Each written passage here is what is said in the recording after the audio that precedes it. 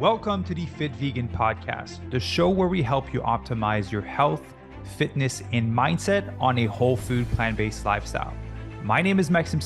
I am a former triathlete, powerlifter, bodybuilder, and basketball player, and I've been vegan for over 9 years. I'm also the founder and CEO of Fit Vegan Coaching, which has helped over 500 vegans from 20 different countries to completely transform their bodies and their health. I'm excited for you to hear today's episode. Let's get into the show. All right. Good morning, everyone. Welcome to another Fit Vegan podcast. Today, I'm joined by a special guest, one of our Fit Vegan superstars, Marina. Marina, how are you doing today? Good, Maxime. How are you? Thanks for having me. Yeah, I'm excited. This is the first Fit Vegan success story episode I've recorded in a few months. I took a break from them, had a different guest on, but I'm super excited to kickstart it off with you. Yeah, no, I feel very, very honored. Yeah. And, in preparation for this podcast, I was just kind of like reviewing your profile, see how well you've been doing and the changes that you've made, and realize that in May, it was 2 years of us working together. Yeah, it's incredible how time flies and just how much has happened in the last 2+ years now. Yeah. Yeah. So what were some of the biggest changes that kind of happened for you over those 2 years?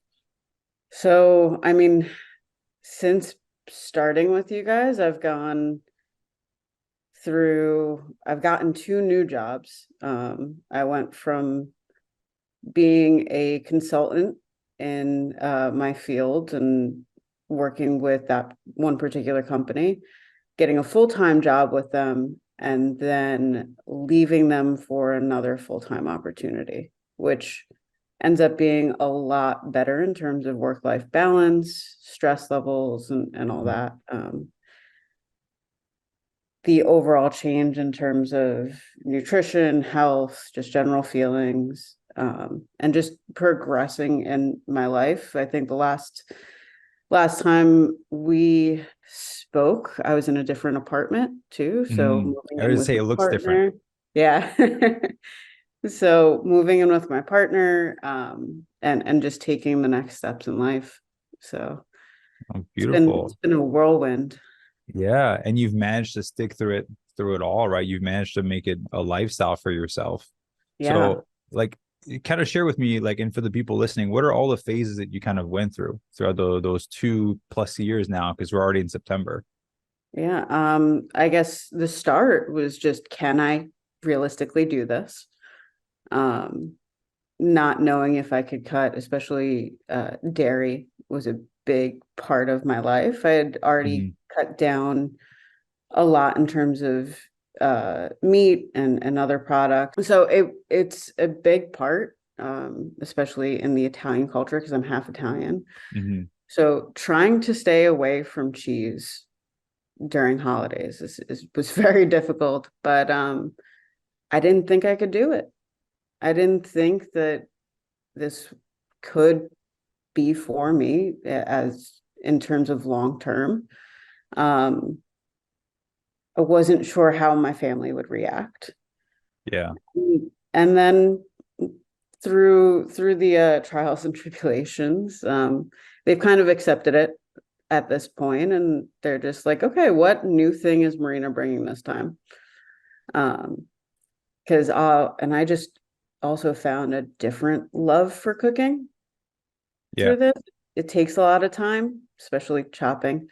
But yeah, so it was, is this for me? How is everybody else in my life going to react?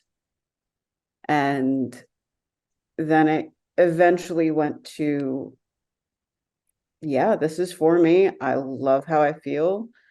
Don't really care what anyone else says, and I'll figure it out as on a daily basis, wherever I am. How can I avoid certain foods?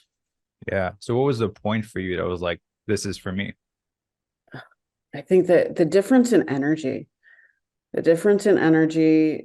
just the overall clarity I kind of felt, and with not only changing my diet, but also changing my habits. Yeah. Like, I don't want to be this person when I'm older that is like, oh, I can't do this because my back hurts or my knee hurts. I want to be an extremely active parent when the time comes. I want to be an extremely active grandparent if I'm fortunate enough. Um, so the fact that I can move in ways and I'm stronger than I ever was, Yeah. it everything just kind of clicked for me. Yeah. So when you're referring to a shift in energy, what does that look like just for the people listening? Like, is it you were drinking like 2, 3 coffees a day and now you don't need caffeine anymore? Like, what does that look like in terms of energy difference? So it was partially caffeine. I was at a point where I was 2 or 3 a day. Yeah, like relying Um, on it basically. yeah. Now I'm down to one. I have, in terms of workouts, I used to have like a pre-workout prior to, um, On top of the on, coffees. on top of the coffees. Yeah. Okay. So my caffeine limit was, or my caffeine intake was through the roof. Yeah. Um, I don't need caffeine before my workouts anymore. And for the listeners, I've fallen out of the habit a little bit of the 5 a.m. crew, workout crew, but I'm getting back into it. Yeah. This But is again, I work out at like yeah. the evening now. So there's nothing wrong with not waking up and training at 5 a.m. Yeah, it works in my schedule so well. So I plan on keeping it, or I'm trying to. If anything, 6 a.m.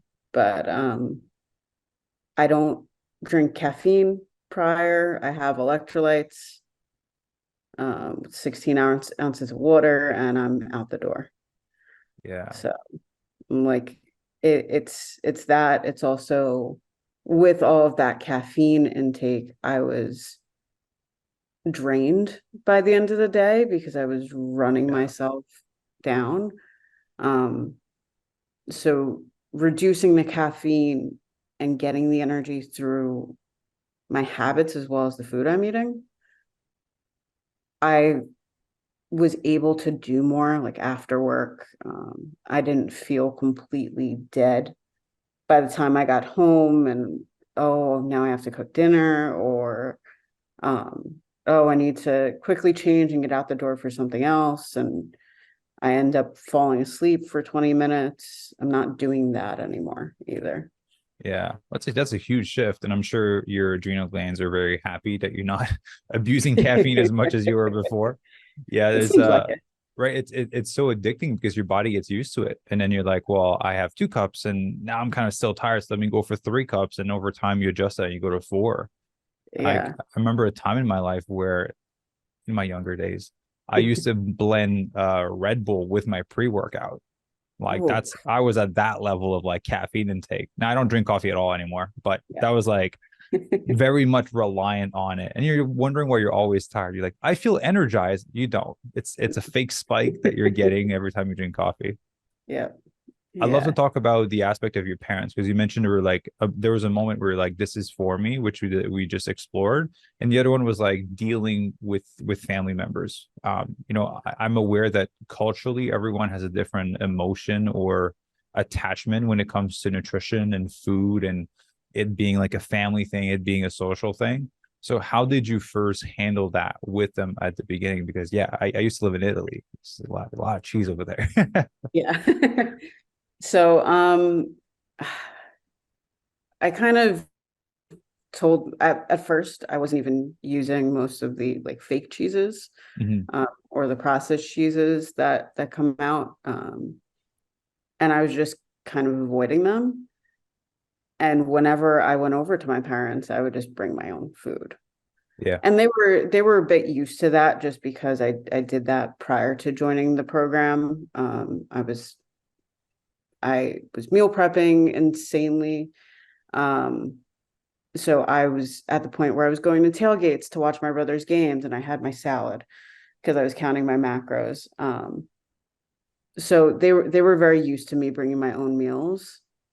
As far as them trying to make anything for me, that's where it kind of was a hurdle, that they didn't know how to cook vegan or plant-based. What does that mean? Yeah. You want pasta and tomato sauce, and then that's it. Yeah. Yeah. And my mom, most of her tomato sauce is made with meat, so it's like I couldn't even Yeah. do that. So it was hard because she couldn't feed me anymore. And if we ordered out, we couldn't order from certain restaurants. And so she was having some trouble with that. And then just family gatherings too. I think my dad really was frustrated with me probably on Thanksgiving, my first vegan Thanksgiving. Yeah. Like, sit down, you have too much energy. Yeah. You're supposed to be taking a post-dinner nap. What is Yeah, wrong? exactly. You're supposed to not feel great to the point where you take a nap. Yeah. Yeah. So it bothered him a little less, just because he's like, all right, there's food on the table. If you're eating, that's all I care about. Um, and then just larger family dinners with the Mhm. extended family was a little tough, because it was so much more of what tempted me, Yeah. like a 3 pound slab of mozzarella. Like, I'm looking at it, I'm like, I would usually go for it, but I'm gonna go for the olives and Yeah. stick with the olives. Um, so just being exposed to that, and then, okay, now I'm not only making a meal for myself, I'm making a full dish for everybody else to try. Yeah. So they've kind of gotten used to it after 2 years of me saying, like, no, I don't feel like doing that. No, it's not even like I just won't try it. It's I don't want to feel horrible anymore. Yeah. Do you feel there was a big learning curve for them that they were able to kind of overcome over the past 2 years to kind of have an idea now of how to cook? They have a better understanding of what you're doing and why you're doing it. Yeah, they see, and we actually, especially at holiday dinners, the conversation will be like, oh, plant-based. I've been thinking about going towards it. Yeah. So I've shared a lot It's of working. like, it is. I've shared a lot of like my Pinterest boards with family, or recipes. My mom will send me a lot of recipes. She won't cook them, but she'll send them to me. Okay. So It's a progress. start. Let's start somewhere. And even got my partner after we moved in. Her diet wasn't the best in terms of processed foods. Yeah. So, and she's been having a lot of gut issues. She's also one of those people that, like, I don't need to go to the doctor. Yeah. Um, so I asked her, I'm like, let's take 2 weeks. Let's cut out dairy, because we were also buying like non-dairy milk and lactose-free milk. Yeah. I was like, let's take 2 weeks and let's try it, and let's eat a little healthier. We're at a point now where we're eating the same meals every week. It's rare that she goes for a meat option now. Um, it's every now and every couple weeks, she's like, oh yeah, I want beef. So I'm like, okay, fine, whatever, you'll cook it, not a big deal. But she's seen so much progress in terms of bloating and how her body's reacted to it as well. So Yeah. So having a positive impact. I yeah. think that's the cool part, is being around someone that is slightly ahead of where you want to be in terms of health and fitness, and that inspires the partner to kind of like step it up a little bit. And like you said, even 90%, it sounds like she's more than that, but even 90% whole food plant-based is a huge win. Yeah. So I've been a very big positive influencer on her in terms of food. Um, so it's nice too. We can cook together instead of cooking two separate meals, and It makes it easier for sure. makes it so much easier. So You much guys can easier to order reach on out. Uber Eats from the same restaurant. I went through Exactly. all of this. I get it for sure. Um, I love to talk about like the different phases that you went through. So obviously you started off with your fat loss phase, then you did your reverse dieting, And you have to believe you did a muscle building phase after, right? I think so, yeah. Okay. And kind of where are you at now in terms of your training phase? So I'm still trying to cut a little bit of fat. Yeah. But where Sarah and I ended on, as I was ending the program, was just stop looking at the scale.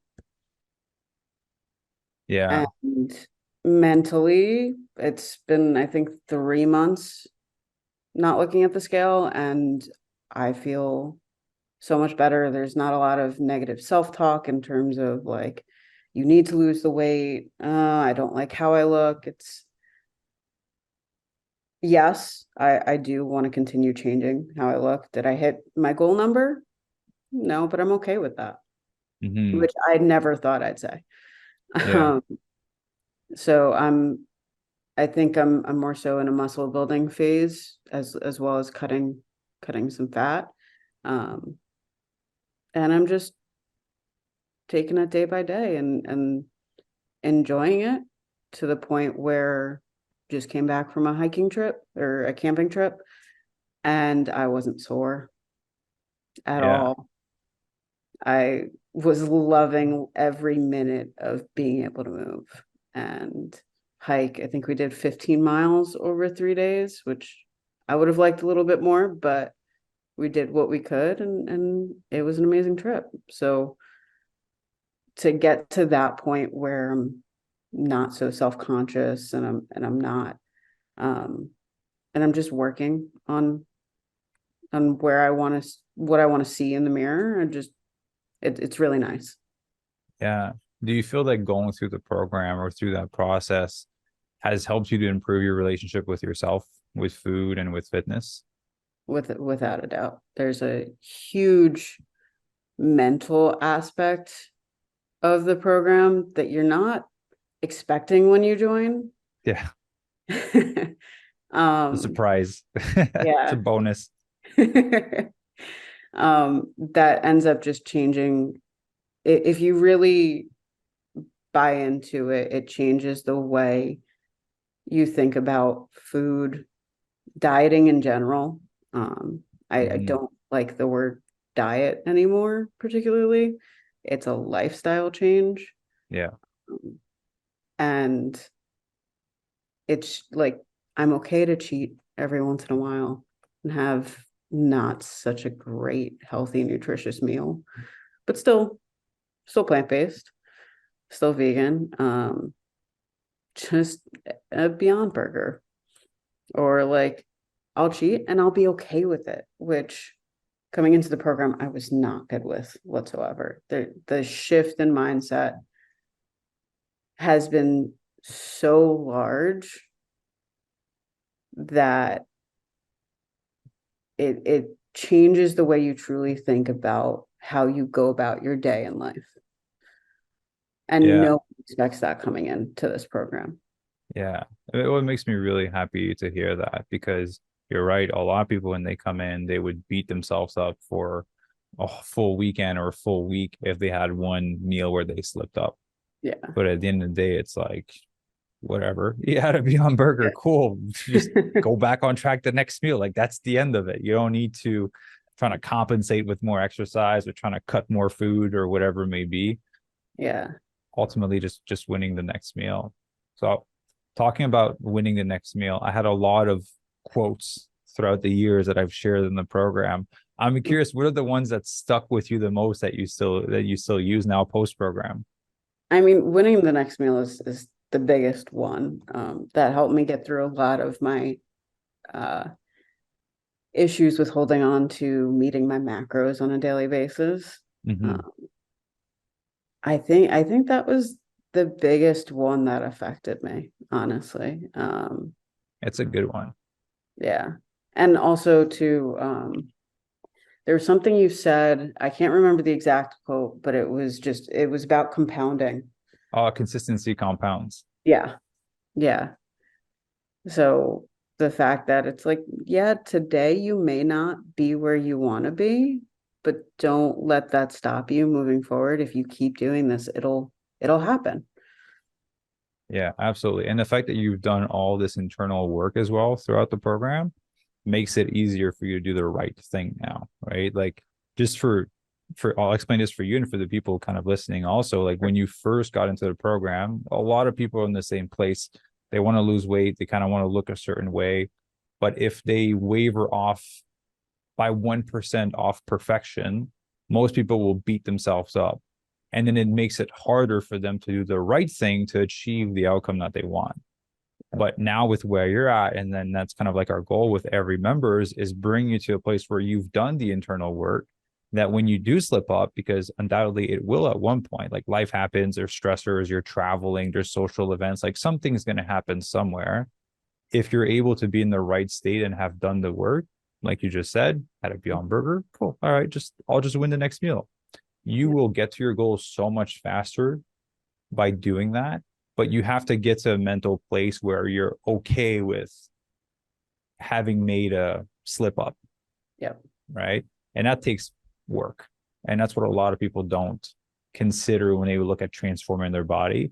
They just think that they have to like restrict themselves, be really harsh on themselves, and be perfect the whole process, which is super unrealistic and really unsustainable. No, I agree, especially too with everyone looks at it, the fad diets and dieting now, it's like you're never going to be where you want if you don't think of this as a lifestyle change. Hey, instead of doing this for 30 days, like I know not that I would ever do this because I would get migraines like crazy. The juice fast and all the juice cleanses. Like, yeah. That's not sustainable for a long period of time. I need solid food at one point. Hope so. It's a quick fix, and there's no guarantee whatever you lose from that time period isn't going to come right back. Yeah. Because it's not a habit that you're doing on a daily basis. Yeah. So if anyone trying to lose weight can actually think of it just differently and say, like, this is what I'm going to do for the rest of my life, and this is how I'm going to eat for the rest of my life, with that 20 to 10% of like, okay, enjoyment, gonna just enjoy whatever food's in front of me. Like you will have so much more success if you truly look at this as lifestyle change. Yeah. Which I think for you, at least, I'm gonna make an assumption, but I know that it has become a different lifestyle for you because like you mentioned, you went through the job changes, you moved, there's a lot of things that happen. I would say 2.5 years that we've been together, like we're 1 month off of it being 2.5 years. Like a lot of things has happened during that time, and you were able to train consistently throughout that whole period. Right? Is that something that you were doing before to that level of consistency? Maybe it is. I'm just curious if it was. So there was a point in time where I was doing it. It was maybe 2 or 3 years before I started the program. Yeah. It was daily. I wasn't sleeping much. My caffeine intake was through the roof. It was like, all right, I'm gonna have a pre-workout before I go to the gym, which is 300 milligrams of caffeine. Yeah, And then 3 coffees throughout the day. And I'm like, and I was at a really toxic job at that point. So I was just trying to get through the workday. But I was training consistently. I lost all the weight I wanted to. And some family stuff happened. And I fell off of it and gained everything back because I was doing a workout and then a 20-minute hit session afterwards. Every day? Yeah, every day. How many times a week are you training right now? 4 or 5. Yeah, it's a lot less. And a lot less cardio too. Yeah. So I was consistent at one point in time, and now I'm listening to my body. I'm still consistent, but listening to my body and saying, okay, today's just not one of those days. Let's go for the walk. Let's get a good yoga session in. Let's get a stretch in. And that's what it is today. And it's okay. Yeah. So, and then being able to consistently train these last 2 years and see such a difference that I didn't see a couple You put years on some ago. muscle since you Yeah. started. Like a lot of muscle. Yeah.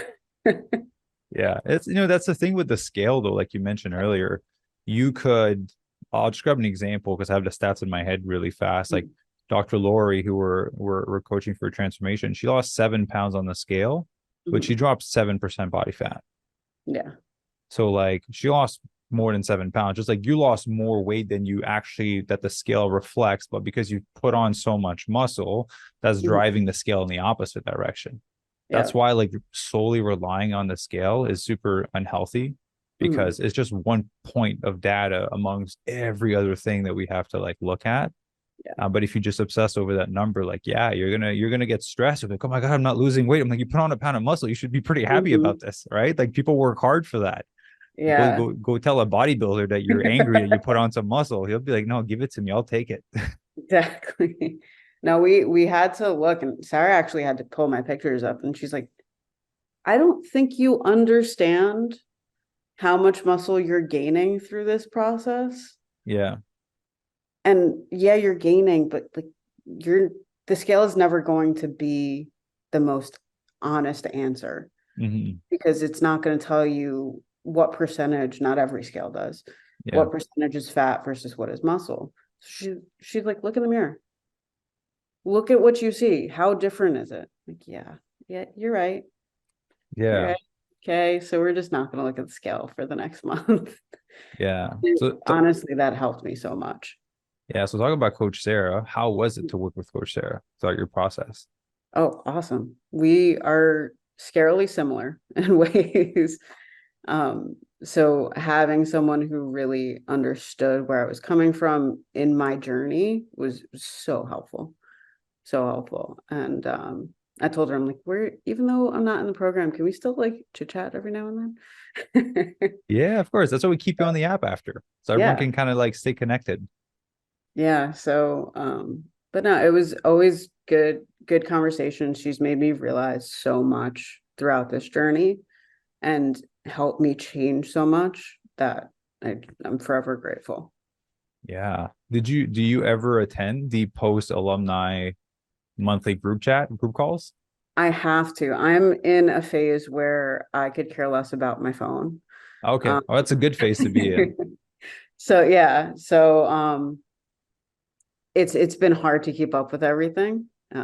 But Yeah. trying to get back into it at least for that connection point. So I Yeah. do need to attend one of those calls. Hopefully this month I'll be able to.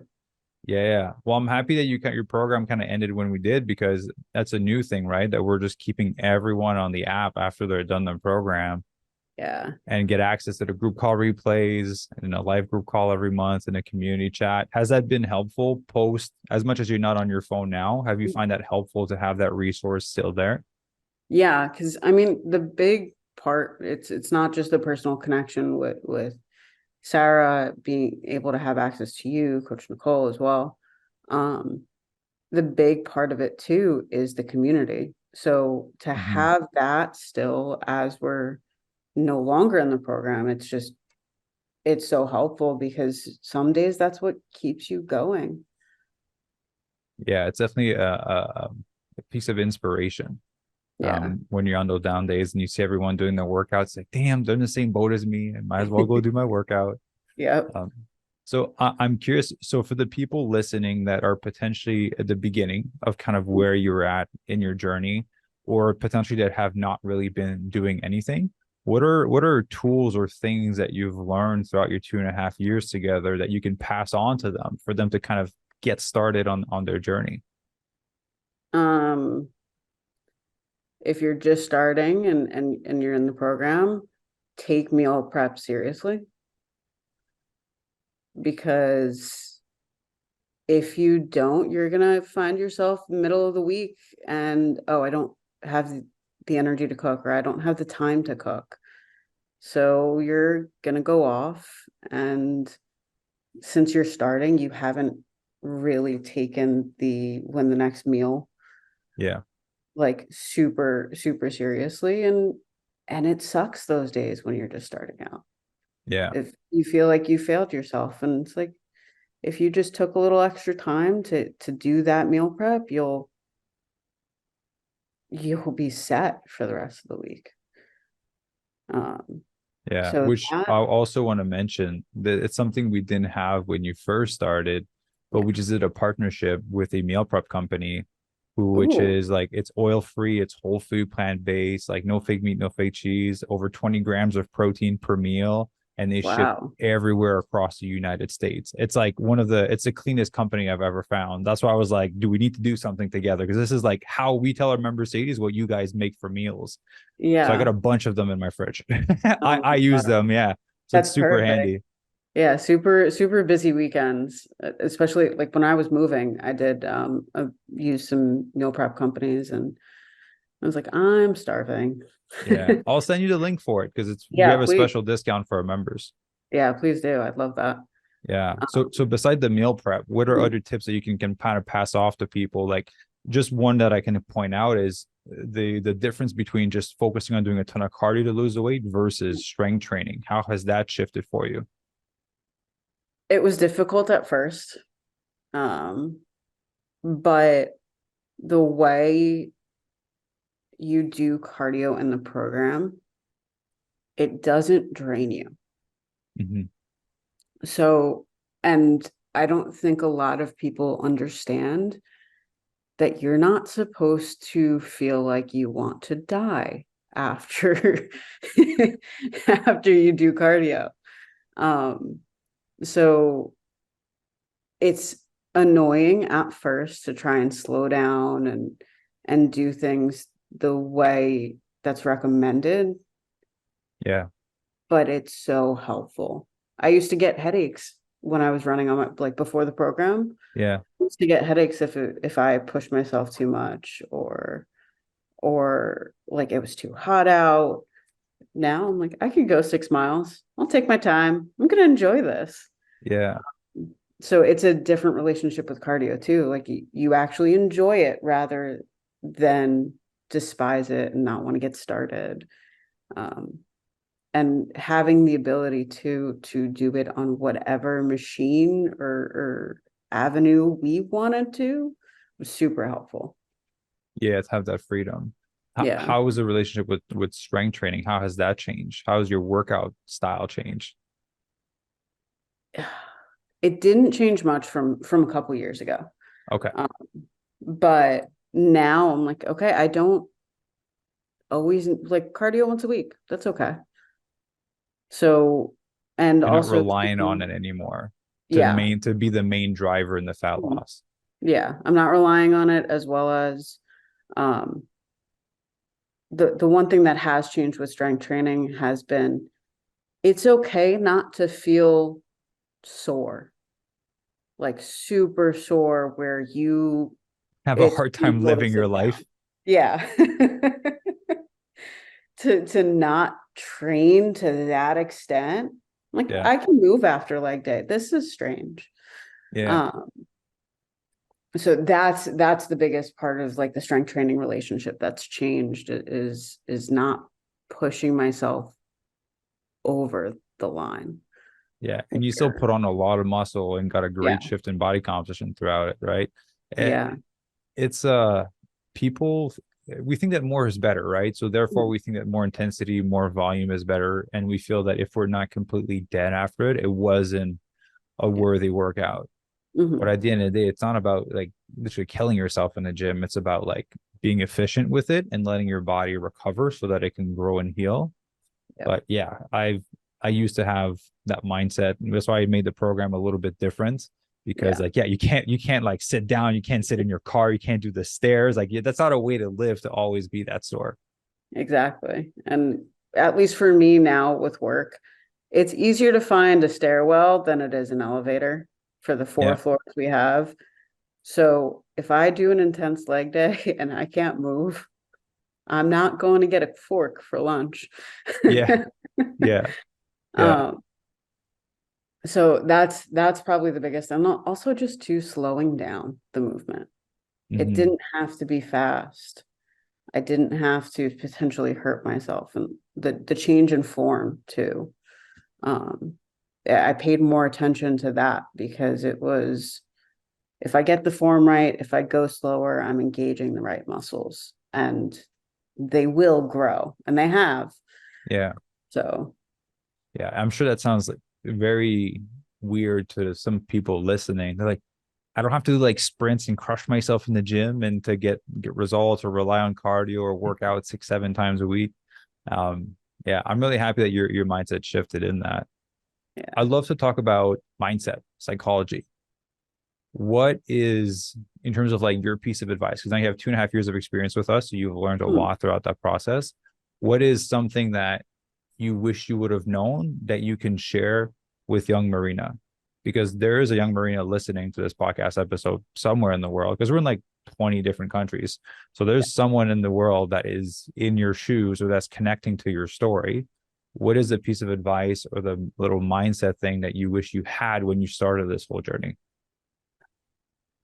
Probably right before this journey was, don't listen to everything that's out there, in terms of not everybody does their research. Not everybody goes and sees like, hey, this works for me, but it may not work for everybody else.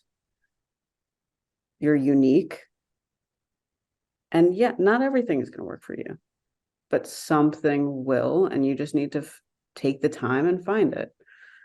Um, as well as, please do your research when it comes to the amount of protein that you are intaking. For those of you in the US, the measurement is per kilogram, not per pound, is the Mhm. study. So most people, and I'm guilty of this in previous years, are having too much protein, and it's unnecessary. Yeah. Um, Yeah. That's a so great yeah, piece of advice, to not listen, because there's a lot. I feel like that's what confuses a lot of people. And that's why a lot of people don't take action. It's that analysis by paralysis scenario where they're like, well, there's all this information that is conflicting to a certain extent, that it says, if I train this way and I eat this way, I'll get results. But this guy says that that's bad. And then if I do this, and then I'm actually going to get results. But there's like 15 different religions of fitness. And yeah, everyone's like, which one do I go to? yep. Right. A piece of advice in general for people: if it sounds like crazy fancy, it's brand new, don't touch it. Like, stick to the basics, right? Like, strength training has been around for a long time. It's the most documented thing ever. Compound movements, there's a reason why all the professional athletes in the world use compound movements. They're not doing weird ass exercise with like cables and backflips and whatever they do now in the gym. I've seen a lot of weird TikTok videos. Like, just I stick like to the the calisthenics. basics. Yeah, like the basics work well, right? If Yeah. you do the basics and you stick to them consistently over time, like we talked about, it will compound to you being able to build muscle. And I love what you shared, that, yeah, you don't have to kill yourself in the gym to be debilitatingly sore after. At first it is possible that like people will be a little debilitatingly sore, but it depends For on sure. where they're coming from. Yeah, if you've never worked out before, you will be sore. Your muscles are Yeah. being awakened. But yeah, just also like do your research too, on whatever fad thing that you think is going to be the way that's going to work for you. Hmm. Do your research prior. There are plenty of places you can read articles, um, and don't take everything at face value. Yeah. I I gotta put that out there. It's so easy to create a fad, in my opinion. If I Mhm. if I was at my core a bad person, it would be so easy to get a bunch of clients, because I could just invent this new like fat carb cycling protocol, and I could just make shit up. But at the end of the day, the whole thing behind it would be calorie deficit. I could just make up a style of training and then like promote it, and I'm sure I would get hundreds of people, thousands of people jumping into it. Exactly. But I do things slower because Mhm. I'm saying the true things. Like, I'm Mhm. saying the unsexy stuff that works, but that people don't want to hear. They're like, well, I got to work out 45 minutes. I don't want to do that. when Yeah. I can do this guy's 10 ab minute workout and get a 6-pack in 2 weeks. It's not going to work for you. Yeah. And two, I think the biggest thing, to kind of just condense all the words, is that if you're starting your weight loss journey or your fitness journey, some people have that instant gratification, Mm-hmm. but for a lot of people, it won't be that way, Yeah. because it depends on where you're coming from and how much you have to change and how much you want to change in your life. So instant gratification in terms of fitness isn't the best, which a Yeah. lot of people today don't really realize. Yeah. Well, they're so used to it with their phones, right? Yeah, Instant hit of dopamine every time you touch that thing. exactly. The reward is right there. Yeah. So, So I'd love to ask you, like a lot of people, when they look into hiring a coach or kind of going through a transformation like that, a lot of people are wary about investing in themselves. mhm. So one question I have to ask you, was this worth the investment that you've made to work with us? Short answer, yes, without a doubt. Um, Because you've renewed quite a few times to be with us for yes. 2.5 years. So obviously it was worth it. It was, and just like, especially the mentality portion, Mm-hmm. completely worth it. I Yeah. know for like starting, everyone thinks like, I don't know if I want to do this. I'm not sure. But if you can swing it, do it, because it is the best change you will make. And you will doubt yourself every step of the way, but just keep going, because the pot of gold is on the other side of the rainbow. Yeah. You have to get over the hump first. Yeah. Um, And you'll look back and see your first set of pictures. You'll be like, God damn, I can't believe I used to look like that. yeah. Yeah. So You'll see a difference when you finish the program and when you feel like you're ready to finish too. yeah. Yeah. That's beautifully put. So for someone that's on the fence that's listening to this podcast episode, that's like, man, I've been wanting to work with the Fit Vegan team. But I don't know if I want to like work out and like do my meal prep and Mhm. so those people on the fence, what is a piece of advice that you would share to them? I mean, besides just go through with it, is what do you want in your life? What do you want in 10 years? What do you want to be able to do? If you're not going to do it now, then when? Because Beautifully put. you have to take action at some point. If you do Yeah. it sooner, you end up at the point you want to be quicker. But if you Yeah. keep putting it off, in 10 years, you could make no changes. Or be in a worse position, right? Or be worse. Yeah. Yeah. There's the story I share sometimes on podcasts is I was speaking to someone before coming on the program that Mhm. wanted to join, and they had about like 40 pounds to lose. And I was like, that's pretty significant. Like that's gonna make a world of a difference when you lose Yeah. the weight. And they're like, I don't know if I want to like work out and blah blah blah. A year. Then they just end up on not joining. A year after they come back, they put on another 40 pounds. So now they're 80 pounds overweight. And they're like, everything hurts. I'm uncomfortable. My knee hurts. I have a hard time doing this and that. I was like, you want to do something about it now? He was like, yeah. I'm like, we could have done this 40 pounds ago. You know what I mean? Mhm. And we could have lost the 40 pounds. So sometimes waiting makes things worse and you just end up in a worse position and you have more weight to lose. Like it takes a lot longer to lose 80 pounds than it does to lose 40 pounds. And it's a lot Yeah. more work as well because you just like stuck to the unhealthy habit longer to be able to be in that position. Yeah. It's rough. And I know a lot of people struggle with it, but Mm-hmm. take action sooner. Yeah, just jump off. You ever jump off a cliff when you're a kid? You like summer camp or Yeah. whatever. You got to jump off. You're like, I don't know if I should. If you jump and you hesitate, that's when you smash your shins on the cliff, right? You just have to Yep. like fully commit and jump, and you're going to be safe. You're going to clear the whole thing. Yeah. It's that little jump. Yeah. Yeah. It's that little hesitation that truly throws you off. Yeah. And that's what ends up hurting most people. It's a Yeah, hesitation, right? Of not going fully in. No, Marina, I really appreciate your wisdom, your authenticity, and kind of taking the time to share with myself and with the listeners your journey. of On a course. personal level, myself and Coach Sarah and Coach Nicole and Coach Joey, that we're super proud of you, because what you went through and the transformation you did is not easy. Because if it was, everyone would be doing it, right? So the fact that you've been sticking to it that long since we first met means that it's become a lifestyle for you. So we're all very proud of you. I'm very excited for what you're going to create for your future in this next chapter of your life with your partner, with your new home. And yeah, just again, always stay in touch. You're on the app, obviously. So hopefully I'll see you on one of the alumni group calls. Yeah, no, of course. And thank you for having me. And thank you for just all of you guys really just believing in everyone who comes through the program. Um, because yeah, this journey isn't easy and it takes a lot of effort, but it's so worth it. Yeah. So just thank you guys for truly believing in all of us.